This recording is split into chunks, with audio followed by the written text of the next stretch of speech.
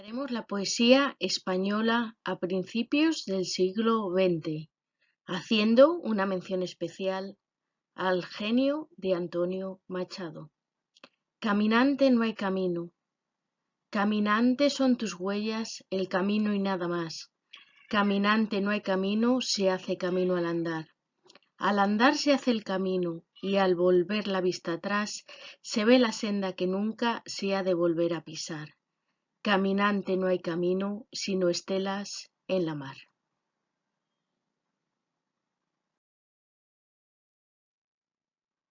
Yo soy Catalina Montero y este es el canal de clases de lengua y literatura española. Empezamos.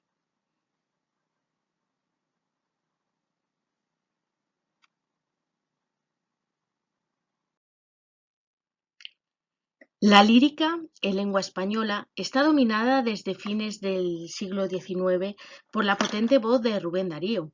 Debemos enlazar, pues, con los puestos acerca del modernismo, especialmente con lo dicho sobre su desarrollo en España para situar adecuadamente la obra y la figura de Antonio Machado.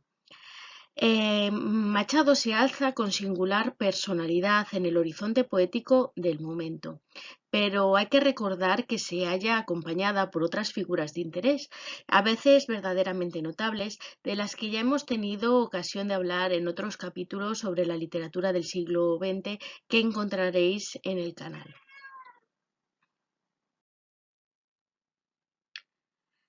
Mi infancia son recuerdos de un patio de Sevilla.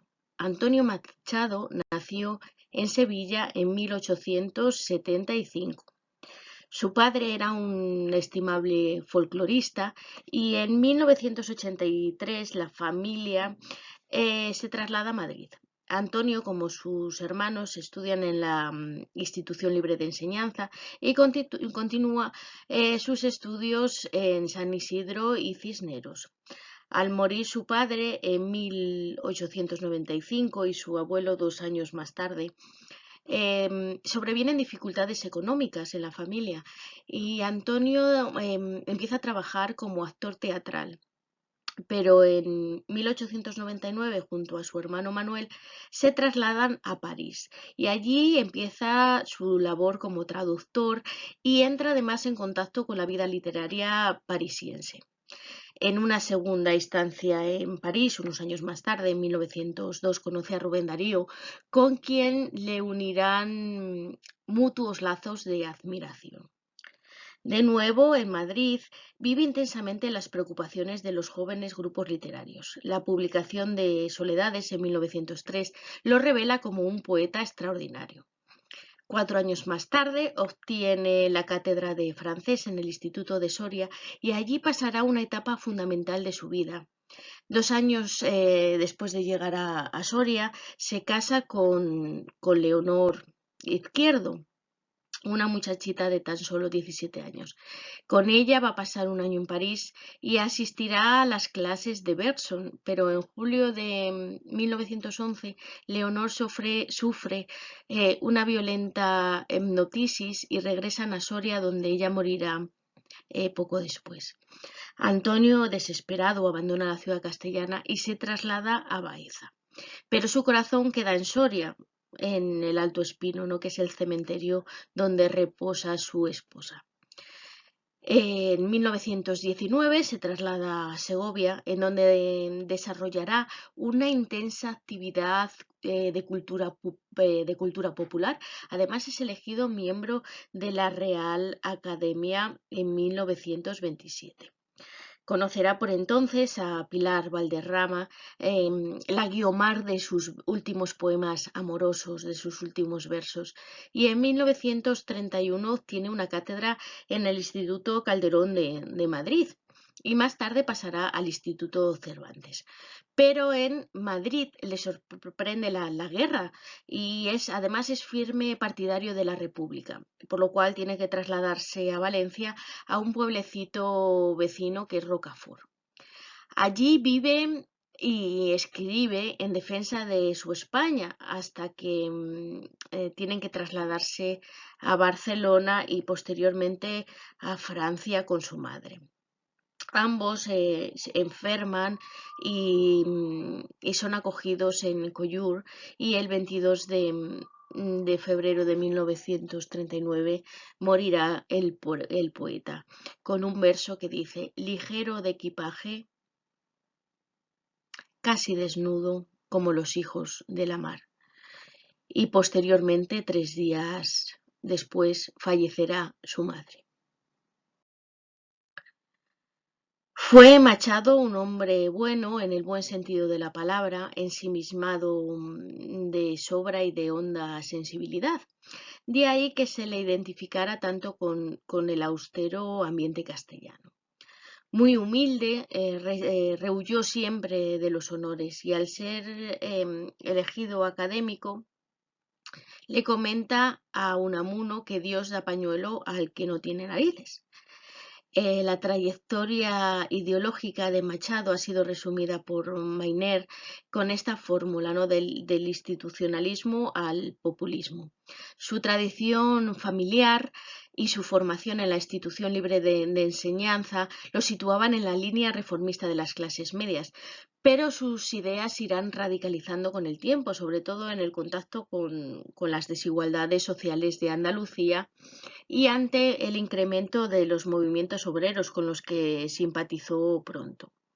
Su ideal de fraternidad le llevó en los últimos años a proclamaciones revolucionarias y mostró hasta el final de su vida una ejemplar consecuencia de sus convicciones profundas, ¿no? Estuvo, según sus palabras, a la altura de las circunstancias. Machado, en cierta ocasión, le conviene desconfiar de sus propias definiciones, ¿no?, sobre la poética. No obstante, parece válida para su obra la definición que le dio en 1931, donde dice que la poesía es la palabra esencial en el tiempo. Y con estas palabras quería decir, quería sintetizar, ¿no?, su doble objetivo. Por una parte, captar la esencia de las cosas a la vez que existe un fluir temporal. Además, le gustaba añadir inquietud, angustia, temores, cierta resignación, esperanza o impaciencia, ¿no?, que canta con ellos al signo del tiempo, ¿no?, y a la par hace ciertas revelaciones de la conciencia humana. Pero más importante que estas declaraciones tardías será atender a la raíz, ¿no?, de su poética, ya que cierta tradición hacía de Machado en el 98 un poeta ideológico, ¿no?, pero ello es inexacto desde el punto de vista estético, y además es indudable su arranque modernista. Como en otros modernistas españoles, supone una doble raíz, ¿no?, el romanticismo tardío y el simbolismo. Sin embargo, las huellas de este punto de partida no van a desaparecer nunca de sus poemas, pero también es cierto que pronto se propuso una tarea de depuración estética que le llevaría hacia una sobriedad y una densidad personal propia y característica de Machado. En los años en que triunfó el modernismo, aparece Soledades en 1903. Luego suprimiría algunas composiciones y añadiría muchas más, ¿no?, y daría lugar a la edición de 1907, Soledades, Galerías y otros poemas. Se trata de un modernismo intimista y con esta beta romántica que recuerda a Bécquer o a Rosalía de Castro, ¿no? Machado escribe esta obra en un íntimo monólogo, Los universales del sentimiento, que estos sentimientos conciernen ante todo a 3 temas: el tiempo, la muerte y Dios, es decir, el problema del destino del hombre, la condición humana, con una visión de poeta existencial. Pero también hay recuerdos de la infancia, finísimas evocaciones del paisaje y un amor más soñado que vivido. Soledad, melancolía y angustia son los resultados de ese mirar hacia el fondo del alma. En la visión machadiana y en el arte de Soledades, ha destacado la crítica a los valores simbolistas, motivos temáticos tan característicos de Machado como la tarde, el agua, la noria, las galerías, etc. Constituyen símbolos de realidades profundas, ¿no? De las obsesiones más íntimas. El agua, por ejemplo, es el símbolo de vida cuando brota y símbolo de la fugacidad del tiempo cuando corre. Del simbolismo y del modernismo le vienen igualmente a Machado su preferencia por ciertos tipos de ritmo. Así, en su versificación hay una presencia reveladora de versos dodecasílabos y versos alejandrinos. Sin embargo, ya se observa el gusto por las formas sencillas como la silva. En fin, mucho también del léxico y las imágenes que vemos en los poemas de Machado se deben al lenguaje modernista. Y a pesar de todo, este poeta posee ya una voz propia, ¿no? Que había ido buscando. El ciclo de Soledades es un conjunto de hondísima poesía. Hoy la crítica tiende a considerar que la cima de la poesía machadiana se halla en las páginas de Soledades, sobre todo en las partes que se titulan Del Camino de 1903 o Las Galerías de 1907. Campos de Castilla. El encuentro de Machado con Castilla es un encuentro privilegiado. Como decía Salinas, Castilla es una tierra en la que Machado podrá seguir buscando el alma. En efecto, antes de las tierras de Soria, exclamaba: ¿me habéis llegado al alma o acaso me estabais buscando en el fondo de ella? Campos de Castilla se publica en 1212, poco antes de la muerte de su esposa Leonor, y son variados los temas de sus composiciones. Los enigmas del hombre y del mundo le siguen inspirando. Y en efecto, encontramos poemas intimistas en la línea de su poesía anterior, pero lo que aporta de este nuevo libro son los cuadros de paisajes y de gentes de Castilla, las meditaciones sobre la realidad española. Además, el paisaje parece recogido en algunos poemas con una objetividad absoluta. Así, en la serie de Campos de Soria o en la de Orillas del Duero podemos ver estos matices. Sin embargo, un estudio atento permite ver en tales poemas un claro componente subjetivo. Es decir, que Machado empieza a proyectar sus propios sentimientos sobre aquellas tierras, operando una selección donde prefiere lo recio, lo austero, acentúa lo que sugiere soledad, fugacidad o muerte. Y estas son las claves de su visión lírica de Castilla. La preocupación patriótica de España también la podemos observar en esta magnífica obra, y se observa además una visión crítica que ya motivó la ya discutida adscripción de Machado al 98. Por otra parte, en Campos de Castilla inicia Machado un aspecto de su creación que más tarde cultivará copiosamente.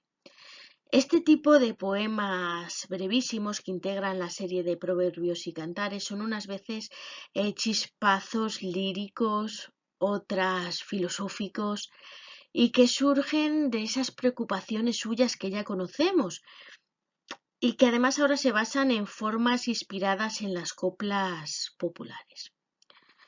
Entre los poemas añadidos al núcleo inicial, hay que citar las conmovedoras evocaciones de Soria desde lejos o desde la esposa muerta.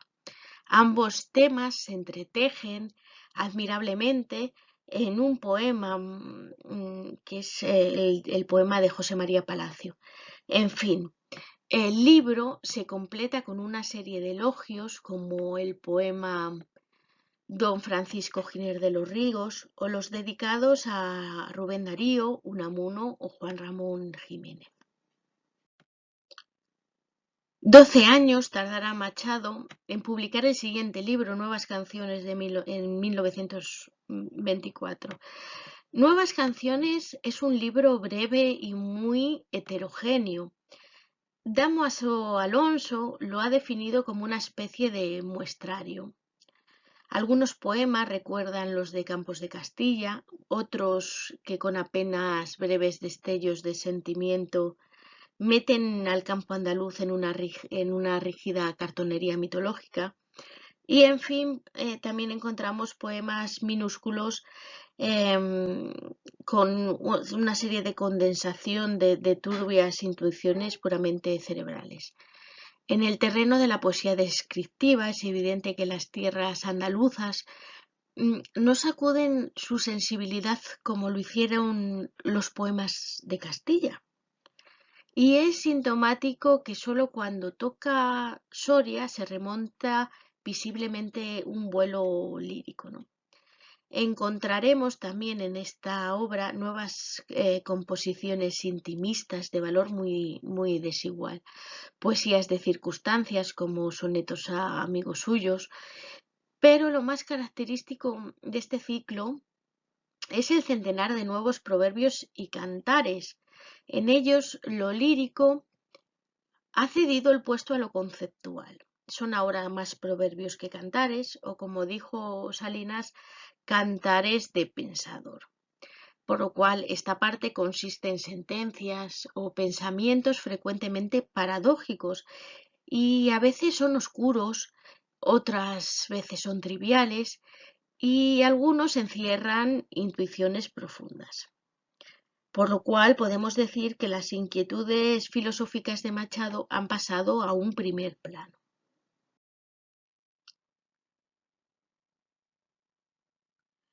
En los años posteriores a 1924, su producción poética es escasa. No publica independientemente ningún libro de versos. Y sin embargo, sí edita diversas ediciones de algunos poemas añadidos. Hay que destacar las canciones a Guiomar, el testimonio de su nuevo y tardío amor del que hemos hablado en la introducción. Y cuando estalla la guerra civil, Machado se convierte o quiere ser en un poeta cívico y bélico de la España republicana. Y surgen así sus poesías de guerra, que se compone de una veintena de composiciones. Entre ellas hay que destacar algún poema breve, como el dedicado a la defensa de Madrid, que decía: Madrid, Madrid, qué bien suena tu nombre, rompeolas de todas las Españas. Otros con tonos de arenga y también algunas coplas y canciones con notas del paisaje valenciano. También hay algún que otro soneto. Y hay uno muy importante y estremecedor que es el dedicado a la muerte del niño herido. Quizá la pieza más hermosa de la serie es El crimen fue en Granada, desgarradora elegía a Federico García Lorca. Cuando murió Machado, en un bolsillo se le encontró un papel arrugado. Estaba escrito a lápiz y junto a otras notas figuraba un verso destinado que sin duda cabe pensar que iba destinado a un nuevo poema. Empezaba así: estos días azules y este sol de la infancia.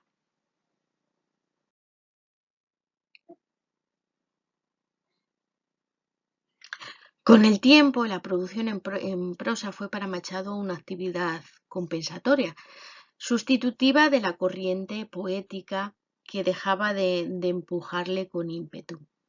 Pero el viejo poeta va a revelarse como un gran prosista. Buena parte de tal producción responde a sus crecientes preocupaciones filosóficas y junto a ellas desarrollará también problemas estéticos o políticos. Algunos escritos estaban inéditos o dispersos, sin embargo fueron reunidos por Guillermo de Torre en 1957 con el título de Los complementarios. Son páginas de mayor interés sus cartas a Unamuno, que van entre 1913 y 1929, en las que se leen confesiones valiosísimas.